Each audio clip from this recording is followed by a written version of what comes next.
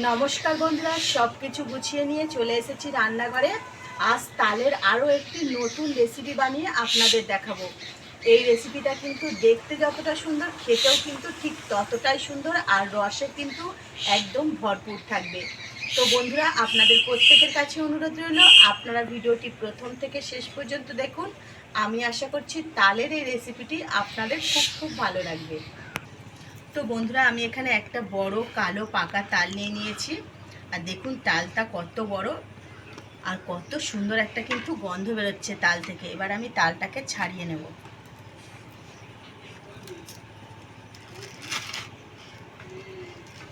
একদম পুরো পেকে গেছে।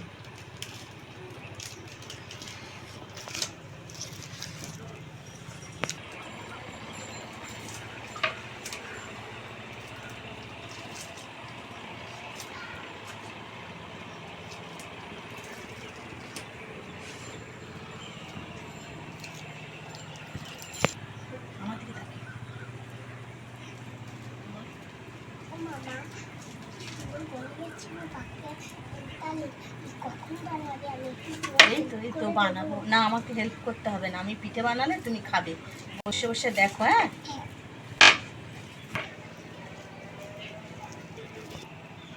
প্রিয়াঙ্কার পাকা তাল খেতে ইচ্ছে হচ্ছে। আমি ওকে পিঠে বানানোর আগে একটু তাল নাড়ু করে দিচ্ছি, ও চিবিয়ে চিবিয়ে খাক। পাকা তাল খেতে কিন্তু খুব ভালো লাগে।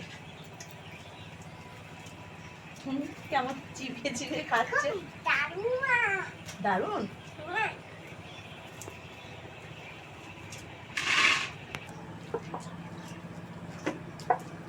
সরে যাও।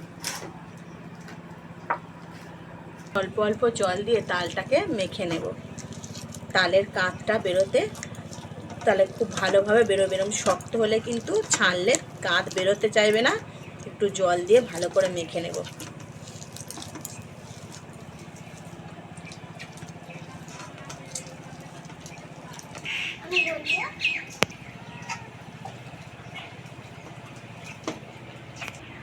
এখানে একটা বাঁশের চুবড়ি নিয়েছি, আর এই চুবড়িতে করে কিন্তু আমি এই তালটা ছেনে নেব।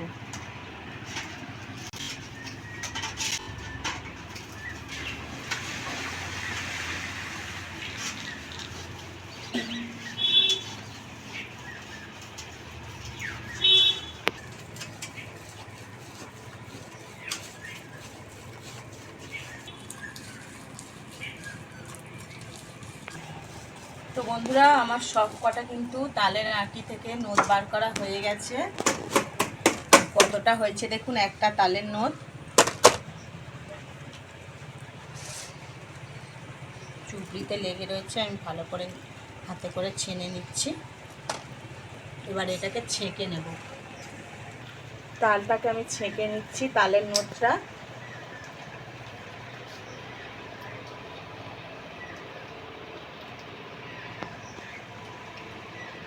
একটা নেটের জাল নিয়েছি, সেই জালের মধ্যেই করে তালের নোদটা ছেঁকে নিলাম।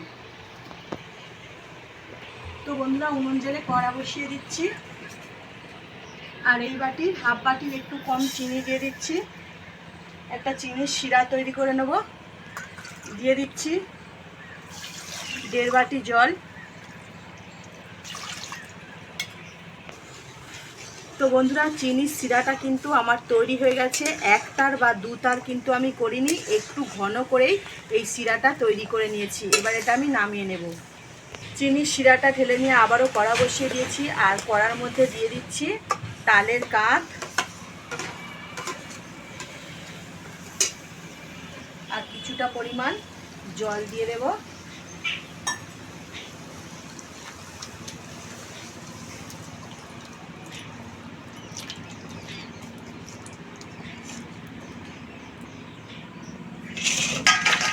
নেড়ে ছেড়ে এটা খুব ভালো করে জাল করে নেব আমি।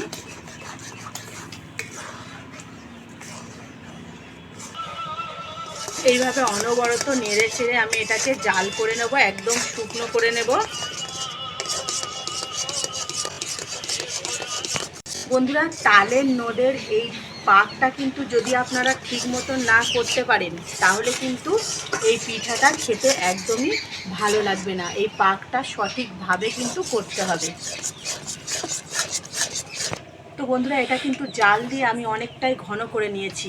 তো এই পর্যায়ে দিয়ে দেব আমি এই একই বাটির মাপ করে 1 বাটি ময়দা, আর দিয়ে দেব এই বাটিরই হাফ বাটির সুজি। তো আপনারা যতটা ময়দা দেবেন তার হাফ কিন্তু সুজি দেবেন। আমি হাফ সুজি দিলাম, আর দিয়ে দিচ্ছি পরিমাণ মতো মিষ্টি। মিষ্টিটা আপনারা আপনাদের স্বাদ বুঝেই দেবেন, স্বাদ মতো দেবেন। এখানে চিনি দিয়ে দিলাম, আর দিয়ে দেব পরিমাণ মতো লবণ।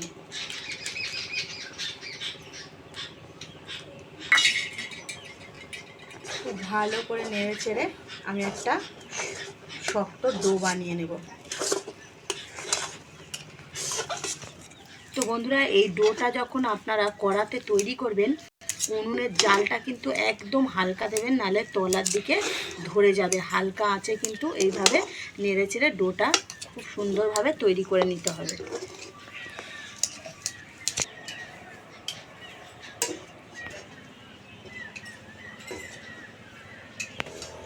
তো বন্ধুরা আমার কিন্তু ডোটা একদম তৈরি হয়ে গেছে। এবার এটা নামিয়ে একটু ঠান্ডা করে নেব। তো বন্ধুরা খুব সুন্দর কিন্তু একটা সেন্ট বেরোচ্ছে। এটাকে একটু আমি নেড়ে চেড়ে ঠান্ডা করে নেব। তো বন্ধুরা এই ডোটা কিন্তু অনেকটাই ঠান্ডা হয়ে গেছে, আর এই থালার মধ্যে নিচ্ছি। আর এই থালাতে কিন্তু আগে থেকেই আমি সাদা তেল ভালো করে বুলিয়ে নিয়েছি। তো বন্ধুরা হাতে একটু আমি তেল নিয়ে নিয়েছি, আর এইভাবে ভালো করে চেপে চেপে আমি সেট করে নেব।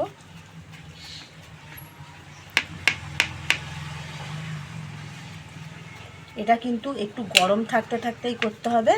সম্পূর্ণ ঠান্ডা হয়ে গেলে কিন্তু এটা ভালো বসবে না, আরও বেশি শক্ত হয়ে যাবে।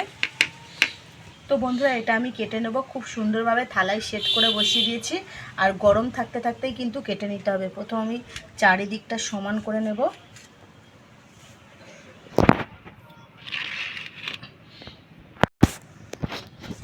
এগুলো কিন্তু আমি পরে বানিয়ে নেব। কতটা সুন্দর বসে গেছে দেখুন।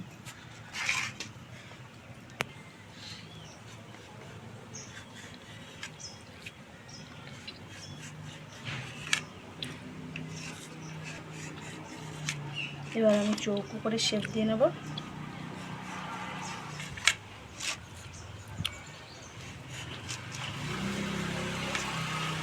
তো বন্ধুরা দেখুন এগুলো কতটা সুন্দর হয়েছে, আর কতটা সুন্দর সেট হয়ে বসে গেছে দেখুন। পুরো মনে হচ্ছে সন্দেশ। প্রত্যেক কটা দেখুন একটাও ভাঙছে না, কত সহজেই কিন্তু উঠে আসছে। তালের এই পিঠাটা কিন্তু দারুণ খেতে লাগে। তো বন্ধুরা কড়া পরিষ্কার করে আবারও বসিয়ে দিয়েছি উনানে, আর কড়া গরম হয়ে গেছে। দিচ্ছি পরিমাণ মতো সাদা তেল। তো বন্ধুরা তেল গরম হয়ে গেছে, আর এগুলো কিন্তু এদিকে আমার সব মিষ্টিগুলো তৈরি হয়ে গেছে। এবার তেলের মধ্যে একে একে দিয়ে আমি এগুলো ভেজে নেব। আর ভাজার সময় আঁচটা একটু হালকায় দেবেন, নাহলে কিন্তু খুব বেশি জ্বললে ওপরটা পুড়ে যাবে আর ভেতরটা ভালো ভাজা হবে না। তো বন্ধুরা তালের এই রসরাজ মিষ্টি পিঠাটা কিন্তু দারুণ খেতে লাগে। আপনারা একবার চেষ্টা করবেন বাড়িতে বানানোর। আর এখন কিন্তু তাল উঠে গেছে, আপনারা কিন্তু খুব সহজেই বাজারে কিনতে পারবেন, আর এই পিঠাটা বানাতেও পারবেন। তো বন্ধুরা নেড়ে চেড়ে কিন্তু এইভাবে আমি পিঠাগুলো ভেজে নেব, আর খুব বেশি লাল করব না। দেখুন এগুলো কিন্তু আমার ভাজা হয়ে গেছে। এই রকম লাল করেই ভেজে নেব। এগুলো আমি তেল ঝরিয়ে তুলে নেব।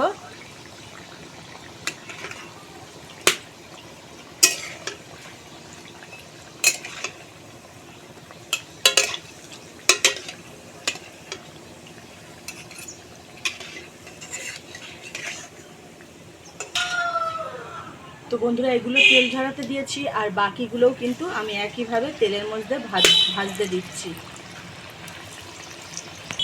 এই ভাজা পিঠাগুলো সরাসরি আমি কিন্তু দিয়ে দিচ্ছি চিনির শিরার মধ্যে।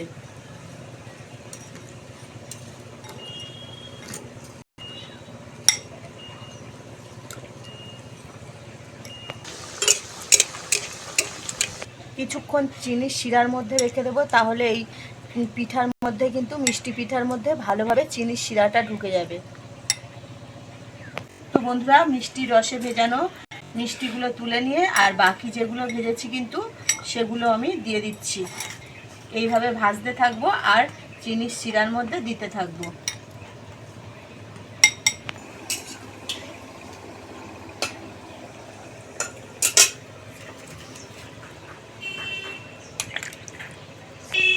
তো বন্ধুরা দেখলেন তো কত সহজেই তৈরি হয়ে গেল তালের এই রসরাজ মিষ্টি পিঠা। দেখতে যতটা সুন্দর খেতেও কিন্তু ঠিক ততটাই সুন্দর এই পিঠাগুলো হয়। তো বন্ধুরা দেখুন কতটা সুন্দর হয়েছে পিঠাগুলো আর কতটা নরম হয়েছে দেখুন, একদম কিন্তু রসে ভরা। এই পিঠাটা দেখতে যতটা সুন্দর খেতেও কিন্তু ঠিক ততটাই সুন্দর। আপনারা পারলে বাড়িতে একবার বানিয়ে খাবেন এই পিঠাটা। তো বন্ধুরা লতিকা রান্নাঘরে আজকের রেসিপি এই পর্যন্তই। আবারও দেখা হবে নতুন একটা রেসিপি নিয়ে। ততক্ষণ আপনারা ভালো থাকবেন। Bye bye.